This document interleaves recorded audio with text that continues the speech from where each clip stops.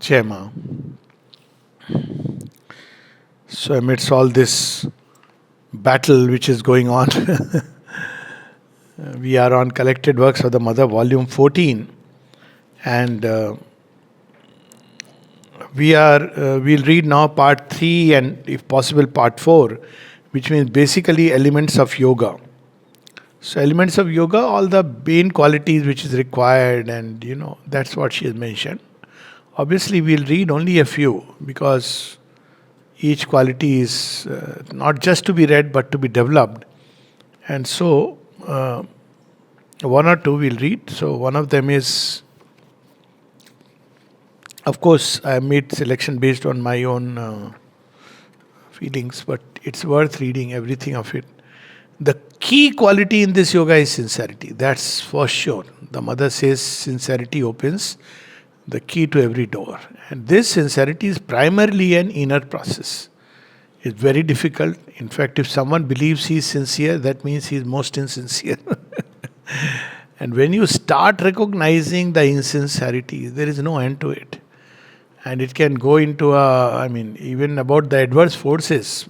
Mother says primarily they were instruments of sincerity. But what happens, why they fall? Because they don't believe in grace. And instead of seeing our own insincerity, they start seeing the insincerity of others. And that is the most dangerous movement in yoga. And so on page 65, sincerity, what it means. How many hours I go to the ashram, sit in meditation, do puja in a traditional sense, do some readings. Is that sincerity? None of it. It's something much more difficult. And as she says, it is the gate to divinity, the key to the divine doors. And the mother writes, sincerity means to lift all the movements of the being to the level of the highest consciousness and realization already attained. It's very difficult for anyone, and one must realize it. And yet, that is the path. So that thought, speech, feelings, will, all of them should be in tune with the highest aspiration. He has written achieved, which is a big concession. But even otherwise, it should be centered around the highest aspiration, meaning thereby, very simply, a thought, a feeling, an impulse, an action. Will it take me closer to the goal or not? It's a very simple test. Will it make me closer to the mother or not? So if it doesn't take me closer to the mother, then it's just a thing to be discarded. And if it takes me closer to the mother, yes, that's what we should entertain. Sincerity means exacts the unification and harmonization of the whole being in all its parts and movements around the central divine will. So the process is very simple. Once one starts studying oneself, there will be many things in a day which are insincere. So at night one looks into oneself and sees, actually after some time you know it immediately. This movement was not in tune with the divine presence. But then it has happened. Now it's not that you have to keep saying sorry and ask apology, but you see it. And then you take it that I will be more conscious. And you become more conscious. Again, it will happen, maybe 100 times, doesn't matter. But each time we have to see, try to tune oneself, observe that part, see where it is coming from. So people often, it's difficult. That's why people, what do they look for? They want some practice of meditation, those are the things people often seek in a spiritual movement. And when Mother speaks of these things, people are not ready to really walk this path because this is the thing to be done. Because divine will do the rest. Basically, if one is sincere to the core aspiration, she will do the rest. But if we are insincere, Mother goes on to say, I can do something if you are sincere. But if you are insincere, not much can be done. So this where she says, to be sincere, all the parts of the being must be united in their aspiration for the divine. Does my mind seek the true knowledge? Does my heart seek the divine love? Does my life seek the divine force to be an instrument, a channel? Not that one part wants and others refuse or revolt. To be sincere in the aspiration to want the divine for the divine's sake. This is the other part.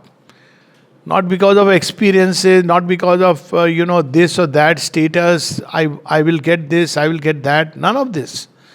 The joy of living for the divine. Basically, it means that. Not for fame or name, or prestige or power or any satisfaction of vanity. And this is the most dangerous mixture where ambition meets spiritual aspiration. Very, very dangerous. In fact, Sri Aurobindo has warned about it, mother has cautioned about it. And the mother says, in terms of the degradation ambition can bring, it is stands at the same level as sexual indiscretion, and because it's, and we know the story of Ravan is there in our scriptures, Kans is there.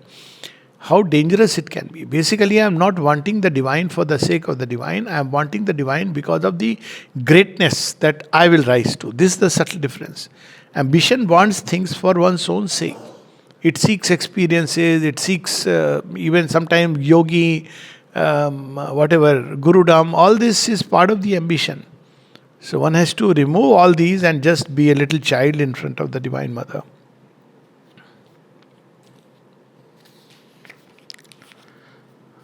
An uncompromising sincerity is the surest way to spiritual achievement. And then very, very beautiful words worth putting everywhere, inside, outside. Do not pretend.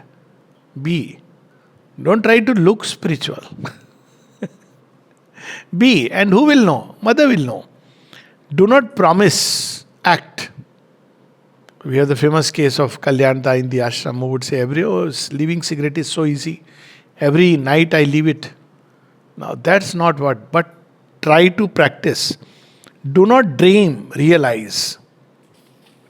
So it's one of the most difficult things, and as I said, that we are just making a selection, and therefore she says, those who are sincere I can help and turn easily toward the divine. But where there is insincerity, I can do very little. Basically, central sincerity that this is the goal of my life. There will be many movements which take time to. But central sincerity, there should be no confusion. I want the divine for the sake of the divine, for the joy of the divine. End of the story.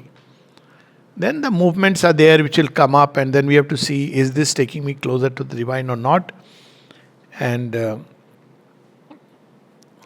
very beautiful test. Is one sincere or not? She says, as long as there is within a person the possibility of an inner conflict, it means that there is still in him some insincerity. What is the possibility of inner conflict? There are movements which contradict the, divine. Like, I'll take some simple gross movements. Like one has to work for the mother. So simple things, department, you have to go. I'm not just saying department, but it's a way of, so one should go there and work for the mother. Now there are various kinds of things one feels like doing, or one of the classic, there's very gross actually, very crude, that no, I am going, I wanted to come on 21st February, but there's a marriage which I have to go. Now, again, it's not about 21st February, but if you have taken a decision that I want to be near the mother on that day because it's so special. Similarly, when you make a choice between the Divine Mother's service and family or anything else, it's there are very gross movements of insincerity. It can go on to any extent, even physical illness. I know of people who have been here, even physical and psychological illnesses, and mother says that, well, as long as you want to do the work as divine work, with the divine work, you're fine. There are people who had many other kinds of even abusive language, and mother would ask only one question from the department head: does he come for work regularly? Is he interested in the work? And this Ravindraji's time, and he said, yes mother, that he comes regularly. He said, rest is fine, don't worry. That was the importance, because it's not about you're doing this work or that work. It's about that you have taken a choice inside that, well, this is my time committed to working for the mother and I'll go. There would be certain emergency situations which is understood.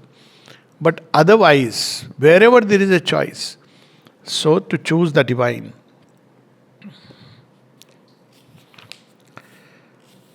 Okay. So, what are the problems of sincerity?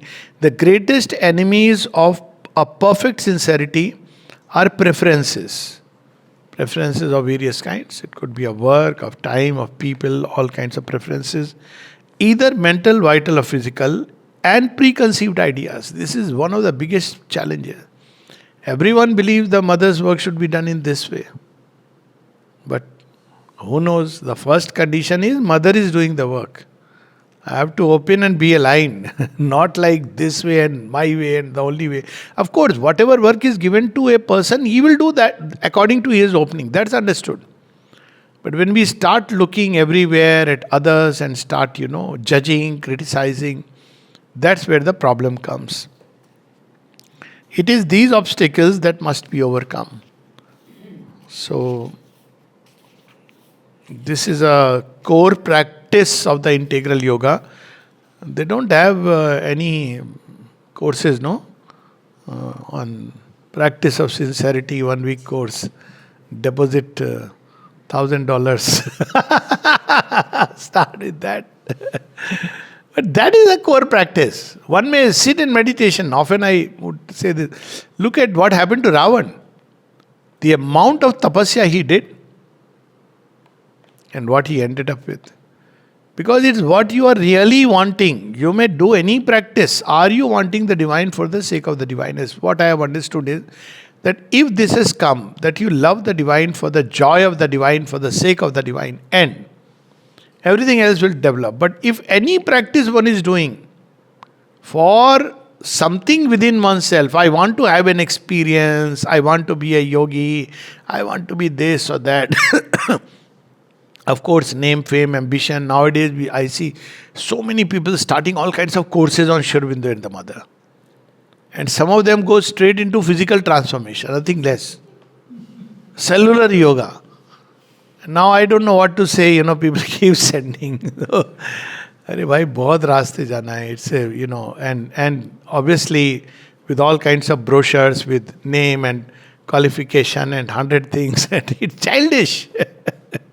It's childish actually. You laugh at it. But one should be very careful that, yoga begins with sincerity and proceeds through growing sincerity. Central sincerity should be very clear. Even a person, the moment he enters into yoga with the aspiration that my body should get transformed in cell, it's just putting it upside down. It doesn't work. It's dangerous. Ravan wanted to become immortal. It's the Asura's aspiration. Asura wanted to be immortal physically. So, but inwardly he was not rooted in the divine. But you will see, because in the name of Sri Aurobindo now, because he has promised physical immortality after few thousand years. That's how to be fair, he has said, it is not the immediate, the last consequence of the yoga. Wait for a few thousand years. But people start doing that in the hope that they are on Sri Aurobindo's yoga, because ultimately it is the physical transformation. This absolutely is the Asura's aspiration, if one want to, ambition. And it's well known. So, if one is into that, one should be careful. It is the Asura's ambition to have a body which is immortal, but he doesn't fulfill any of the inner conditions. And hence it's, we know the rest is history. Okay, so this is about, and then divine grace is something so wonderful, but we all have this judgmental nature and we want justice. Why this happened to me? There's a story of a man of a lady. One man's story will leave for the moment. I won't take the name, but they are both very well known. So there was a lady who had a fight with a man. Okay, I am putting it very without naming. And the man was very famous, and he started loving someone else. So this lady was furious.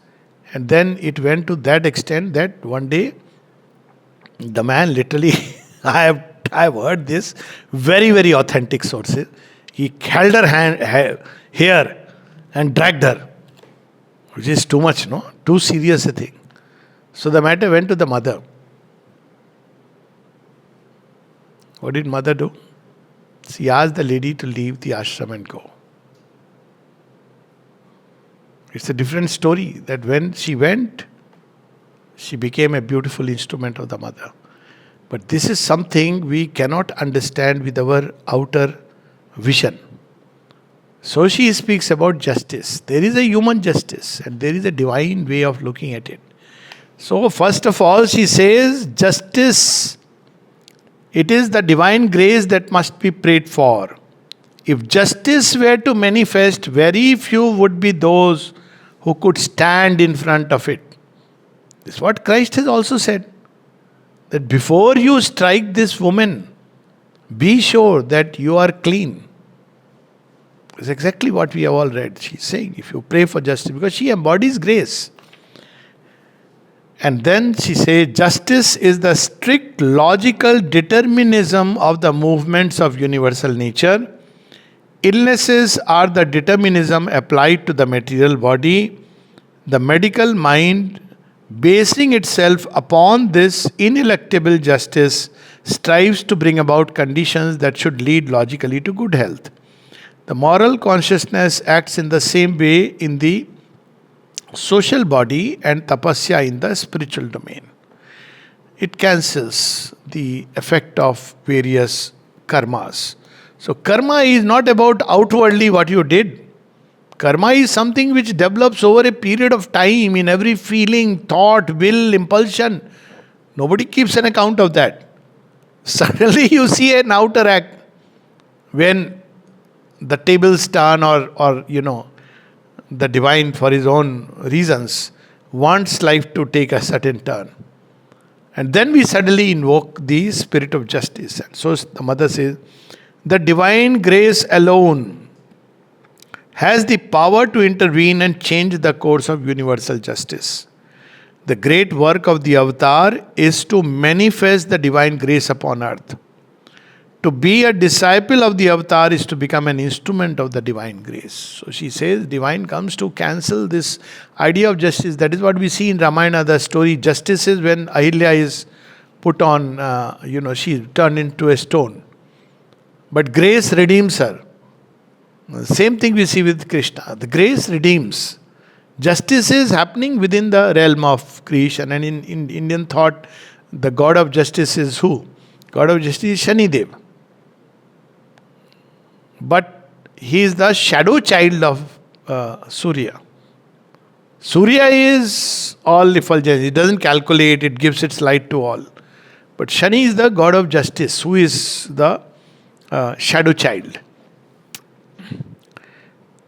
And through her mediation, each movement of sincere and confident aspiration toward the divine calls down in response the intervention of the grace, not of justice. So that grace comes, cancels, changes, removes things from inside and does a lot of surgery which we don't get to know. And therefore she says, who can stand before thee, Lord, and say in all sincerity, I have never made a mistake? How many times in a day we commit faults against thy work? See, now our idea of justice is in two human beings. But divine is looking at it very differently. You are doing a work of the divine. And in the divine work, how are you doing it? With what attitude, with what inner state? And always thy grace comes to efface them. Without the intervention of thy grace, who would not oftentimes have come under the merciless blade of the law of universal justice? Why we don't find justice in the ashram? Because it's a home of grace, not a place of justice. And she says that very clearly. Each one here represents an impossibility to be solved. But as for the divine grace, all is possible. Thy work will be in the detail as in the whole, the accomplishment of all these impossibilities transformed into divine realization. That's why in the ashram, it's not justice but a land of grace. And the grace has not just a long rope, it has the longest rope which is possible, because it cannot be done without that. So one has to understand And then we can come to many, many, many. Each one is so wonderful, but the one which I would have taken out. Okay.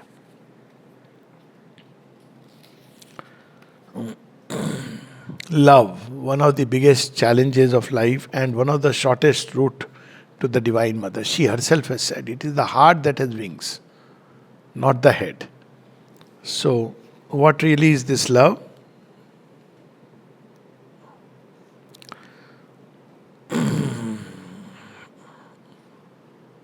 Nice to be ready to listen. We all say, of course, we know love. What does she say? One plays very beautifully. Some of those very beginning ones are. There is always a bitter taste behind the human love. It is only the divine love which never disappoints. This is, ultimate verdict. Do not grieve. Human love is fugitive. It is only the divine love that never fails. Certainly, one has the right to love. That was one thing which in the ashram, the mother, if somebody loved someone, she would not say, don't love. She would say, purify it. I am speaking of someone who fell in love with someone who was had his own whatever difficulties and problems. So she went and told the mother, what do? I love him, but somebody else also loves him or whatever. What do I do now? Or he loves someone, something like that. This lady herself has told me this story. So the mother says, don't throw away love if it comes in your heart. Purify it and uplift it. Those are her words. That because it is energy. If you do it properly, it will take you to. And I have seen this. I have seen this lady. Never seen anybody so inwardly free in human love. Like she was expecting absolutely nothing. And yet she was doing everything that one does in love. Certainly one has the right to love, and true love carries in itself its joy. But unhappily, human beings are egoistic and immediately mix with their love the desire to be loved in return.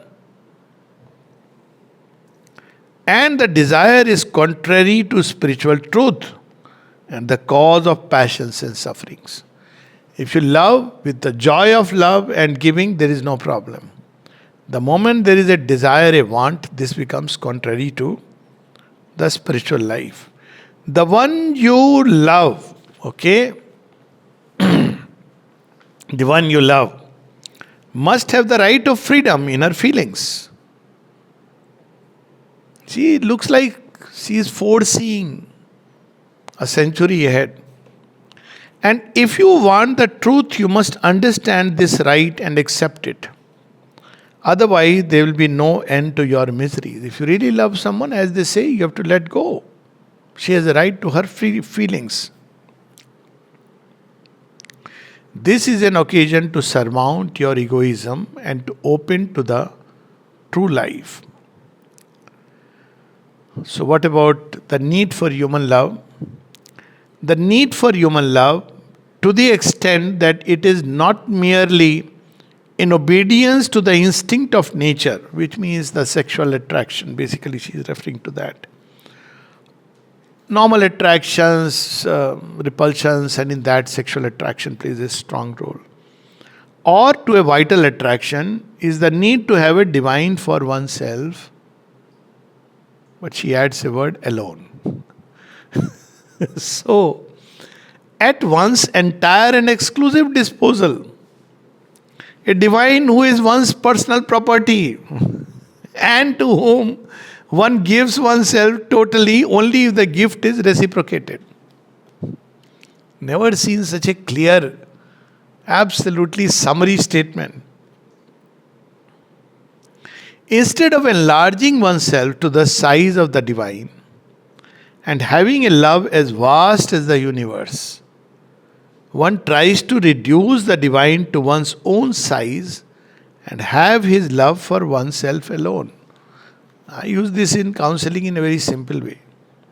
I say, so you want the partner to be this sort of thing. Yes, and most importantly, exclusively mine. This, so basically, you want a personal divine at your service fully. This is very difficult to accept for the mind, but this exactly. You want a Mr. Perfect. Only a Mr. Perfect will be like that. And you want exclusively.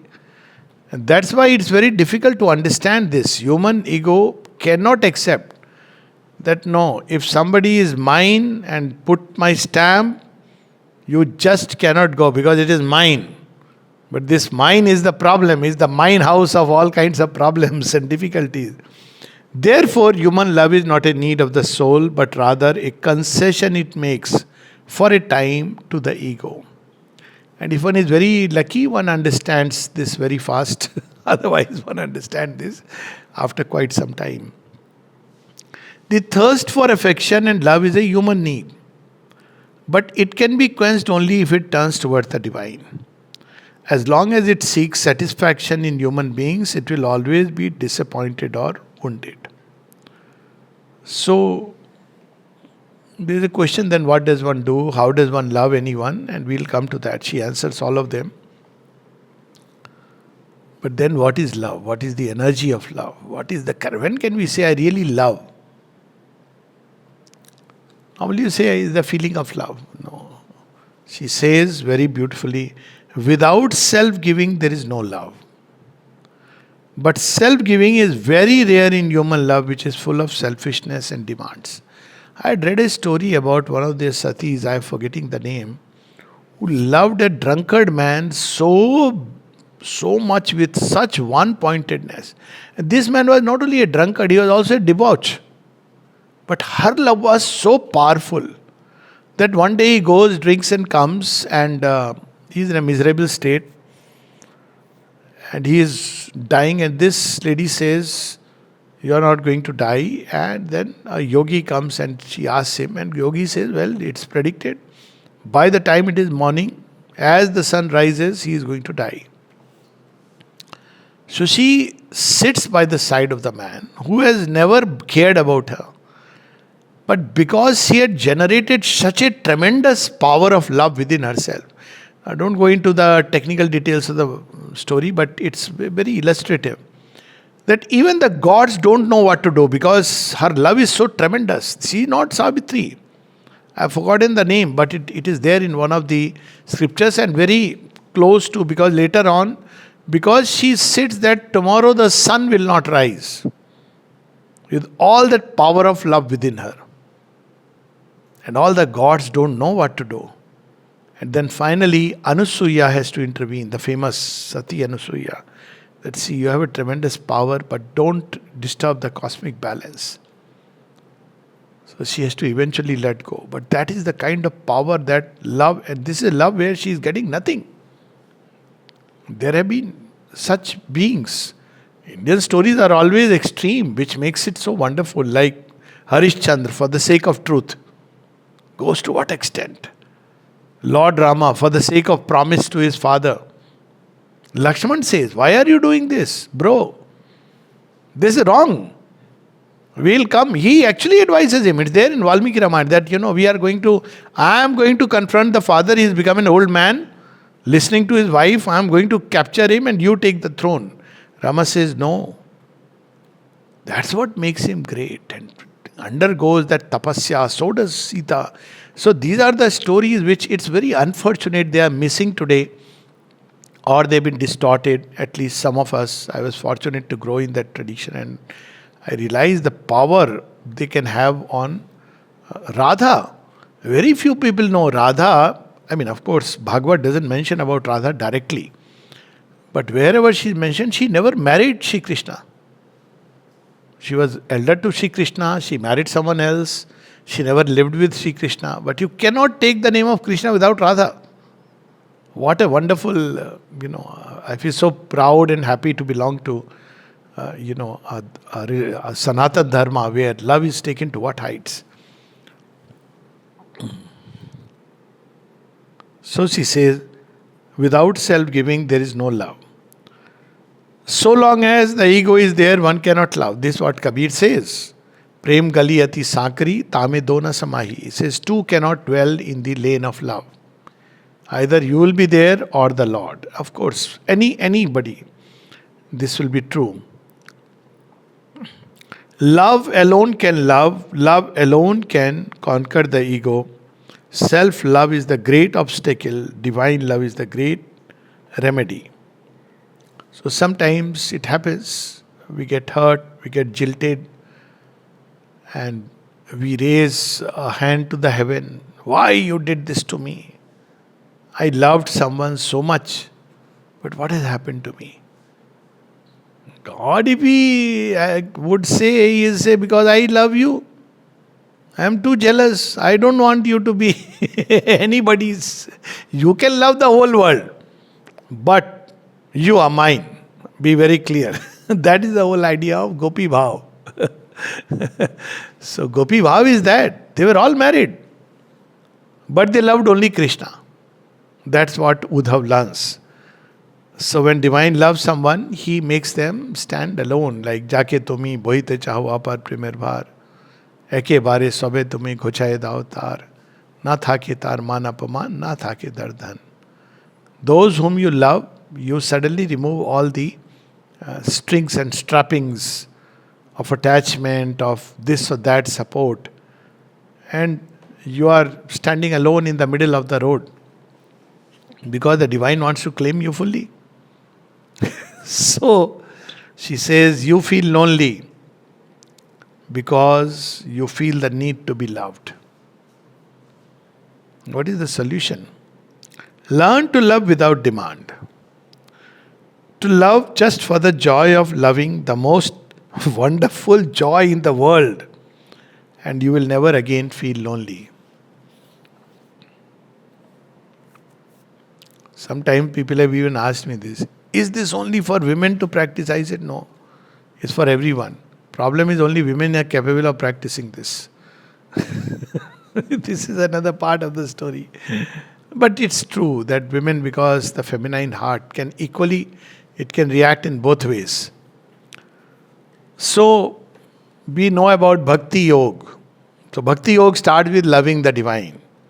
But we are attached to human beings. So how are we to go from here to there? Bhakti Yoga doesn't speak about that. But you can go through anything and eventually reach. So this, what we are going to read, I take it as the Sutra of Bhakti. Ultimate Sutra. The rungs of love. At first one loves only when one is loved. And it's true, even when we turn to the divine, we are seeking favors. As long as favors come, He is a good Lord. When favors stop, or things are snatched away, we don't like it. We get annoyed, angry. Then where is bhakti? It's not even the first step. First step is when one loves only when one is loved. This is the first step of road to love. Next, one loves spontaneously, but one wants to be loved in return. I must be special in the eyes of the one whom we love. Then one loves even if one is not loved. But one still wants one love to be accepted. See, now this is where one is climbing through Mira's. What is Mira's refrain at this level, third level? She says, I can't help. She says, Eri mein to prem diwani mero dard na jane koi. That, I have become lonely in this world. Because I want Krishna. I want some reciprocation, some smile, some gesture. Nothing is coming. And at the end, she takes the final rung. I just love him, I don't care. So, and people were telling her, where is your Krishna? You have gone mad. But she was so much in that ecstasy of love. Why? Because she had reached the fourth level. Fourth level is, and finally one loves purely and simply without any other need or joy than that of loving. Don't stop me from loving you, that's the end of the story. Now, if one has reached this point, then there is bhakti in the highest order. You may do anything external or not, it's not important. The joy of loving the divine. And recently this So many times you have, this relics came to Savitri Bhavan, I must mention. First time they have come officially to Auroville. And all kinds of comments, people, this, that. I don't know because I was there, but I was not there because I was invited or called or anybody. I just came to know the night before in the program. I said, the Lord is going there. How can the servant and slave not go? So I changed the whole program. I said, I must go. I have come to know I will go. I was under the impression that I'll see half of Auroville. But I just saw a handful of people because you keep all that now. You have your grudges, sides. Well, Lord has come. Why do you care? Why do you think? That time you know it's sure Bindu is coming, and this so many times you have this experience. It's not about what return, what you get, don't get, because that's what love is, and that love bears fruit. This is bhakti. Bhakti is not about doing anything external and keeping in the heart what I am going to get out of the divine. And it develops by the grace if one continues. Mother, tell us something about human love also. No. Actually, this is general statement. Human love can reach that point where you expect nothing and yet you love because you give love. That's it. It's a nature to give. That's it. And you are giving with full compassion, the sense of the divine within and in the person. So she says, there is a love in which the emotion is turned toward the divine. So question is how one can do it. So there is a love in which the emotion is turned toward the divine in an increasing receptivity and growing union. This is not something which is seen. People are seeing the external part. What they do not see is that you cannot be unhappy whether you get or don't get or anything, because you are receiving, you are connected to the source. So what you are doing, you are just like a pitcher. Divine has directed destiny, whatever, and you are only giving. What it receives from the divine, it pours out on others, but truly without demanding a return. This idea will not come. In fact, sometimes that even if there is a wish for return, it seems, oh my God, this is so, you suddenly feel there is something closed. Otherwise, it's a wide ocean, flowing ocean of love, and which is flowing. Where it will flow, that the divine has decided. It may be, you may use the word destiny, whatever it is. If you are capable of that, then that is the highest and most satisfying way to love. Where it will flow, how, but only with the divine. Of course, the lower movements are out, but even that receiving is entirely, and when it is flowing into another, it is because you are sensing the sense of the divine in the other person. The other person may not even feel anything of that kind. The other person may feel that, oh, I am someone great, or egoistically, it doesn't matter. But your love should flow like that. It is not the love that someone feels for you that can make you happy. So true. It takes so much time to understand it. Because the moment you start depending on somebody's love, the moment you miss it, you feel thirsty, you feel hungry. And the more you take it, savor it, the more your hunger and thirst increases. This is sad truth. After some time, the man will either become or the woman will either become a yogi along these lines, or she will take sannyas. Because how long is possible? It can become a very vicious movement of depending completely on a person to receive. So she is reminding us, it is not the love that someone feels for you that can make you happy. Very simply because you are dependent on an external source. Very logical. So, mother, how to be happy in love? It is the love you feel for others that makes you happy. And it's so true. That first movement of love is like that. And if one can sustain it, the moment want comes in, problems start. If you are capable of that, then that is the highest and most satisfying way to love. It is the love you feel for others that makes you happy. For you receive the love that you give from the divine who loves eternally and unfailingly. This is so beautiful. You're not dependent. Why would you like to drink mud water and, when you have the Shir Sagar? Somebody was once telling me what is the difference between loving God and loving a human being. I said, the difference between smelling the Brahma Kamal and what rest is, I don't want to even mention. I said, my speech cannot mention, but you can make your own. And actually, you begin to feel the difference. It grows within that, because suddenly that human love with all its passions and play appears so ugly. So long back when I had read, I didn't understand this because the experience was not there. So I had read Sri Aurobindo's, the disciple asked in evening talks, what is the dirtiest smell in the world? Guess? Sex. I said, okay, it's I understand it's spiritually bad and all, but then I realized it's such a degrading movement. But it's also true that there was this lady, Eleanor Montgomery. She was an American, and see, there are some letters where questions are not given. Luckily, now in CWSA they have given the questions, which is very nice. So, but I know this whole thing from the archives. So she asked Sri Aurobindo this question. She was a very famous fashion designer from America, and she developed that love for Sri Aurobindo.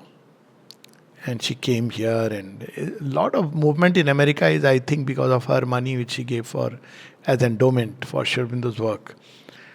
So when her husband was making sex with her, I am not using the word making love with her, she just was remembering the Lord, and she had the experience of the self. And she asked Sri Aurobindo, how is it possible? And then Sri Aurobindo says, there is a reply. It's because of the attitude and the state in which you had entered. You were just giving yourself, but it was not to a person, not to any human being, but entirely to the presence. Therefore, you had the experience of the self. It's a very profound experience if you want to ask technically, in the extreme warm mark where both are supposed to invoke, but that's very complicated and very dangerous. But she just did it spontaneously. Because she was not interested. She didn't feel anything, but she took it like one of those. And she had the experience of the self, which is confirmed by Sri Aurobindo that the experience was correct. So we can imagine what is this power of love. True love has no need of reciprocation. Now we say, I love you truly, yours truly. Want and love don't go together. Love is all about giving, actually. Rest all is desire, want, it's okay. It's not that it should or should not be there, but one should know the difference. And actually, the movement of love is about giving. Mother gives the example even of animals sometimes can enter into that state where they are being swallowed by the python, and that animal, it doesn't try to run away. It accepts that as a kind of love. We have in human beings also Stockholm syndrome, which people don't understand why it happens. You fall in love even with the person who is devouring you.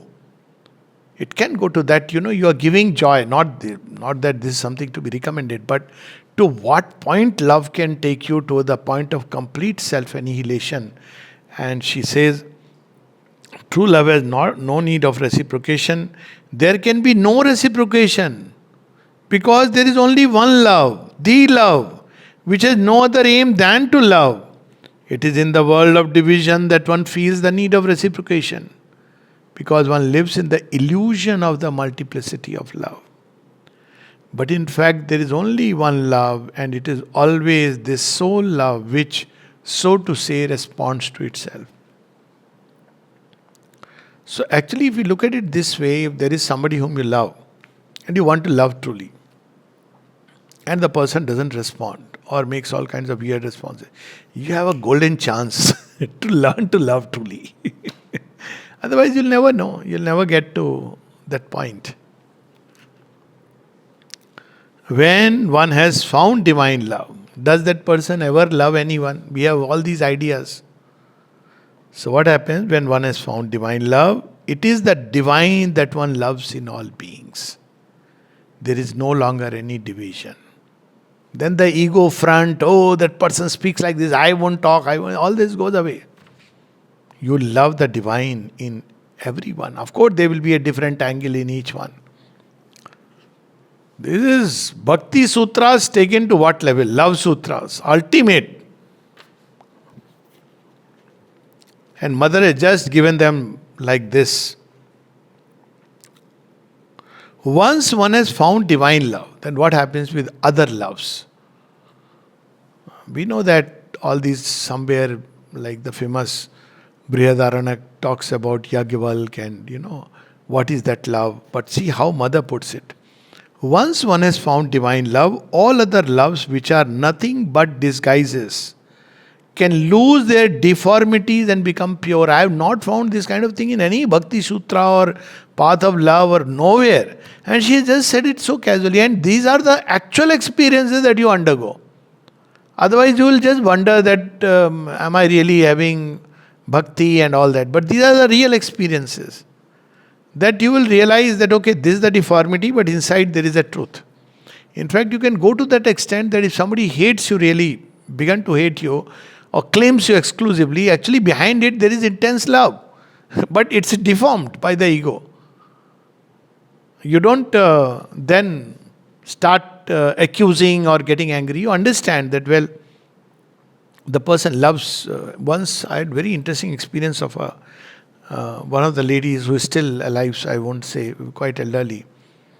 So somebody got very angry with her, and so she was sharing that. She says, "Khub raag kare," means she loves me too much. You see how Mother responded to Huta? She threw the roses and said, "Mother, I am going away." And Mother sends to her a card with Vasudha Ben, and Vasudha Ben goes and says, "Mother has given this card. Okay, keep it." Shall I tell you what Mother said? After a while, okay, tell me what Mother said. Mother said she does not know how much she loves me. It changes your entire perspective. That if somebody is getting very annoyed, angry, and what is it? It's love. It deformed in expression. That's it. So, such beautiful things. True love, that which fulfills and illumines, is not the love one receives, but the love one gives. And the supreme love is a love without any definite object. The love which loves because it cannot do other than to love. You're not wanting anything. You don't know what you want. Why do you love someone? If you ask this question, you don't know why. Because it's not because of something you love. That's a movement which has flown.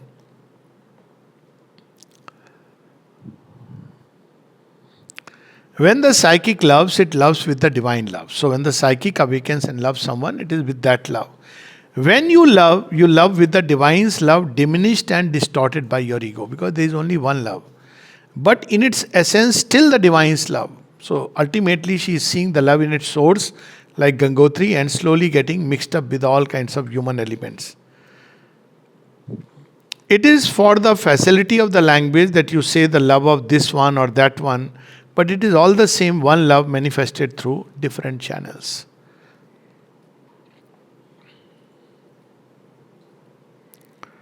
True love is something very deep and calm in its intensity.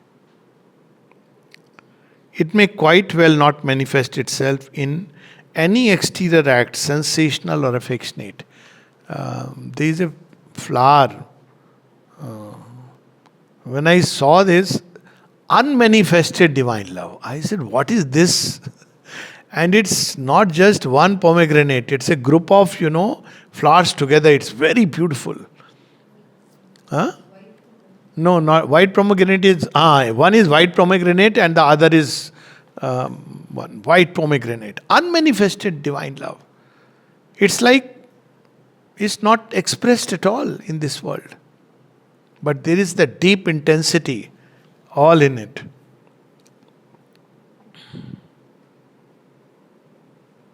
So it may not manifest in anything external. Divine love, true love, finds its delight and its satisfaction in itself. It has no need to be received and appreciated, nor to be shared. It loves for the sake of loving as a flower blooms. That's what is Radha's love. If you really go to the essence, that's what Uddhav learned. After everything, when he went to Radha, he says, whom are you loving? He hardly cares about you. And then Radha shows him that he is everywhere and how she loves him, wanting nothing in return. Not even that Krishna, I must see Krishna. Other gopis are keen to see him. But Radha says, but he is with me. What is there to see? They had unfortunately captured this in a nice way, of course, in that movie Devdas, where you have Chandramukhi and Paro. So Chandramukhi is a courtesan.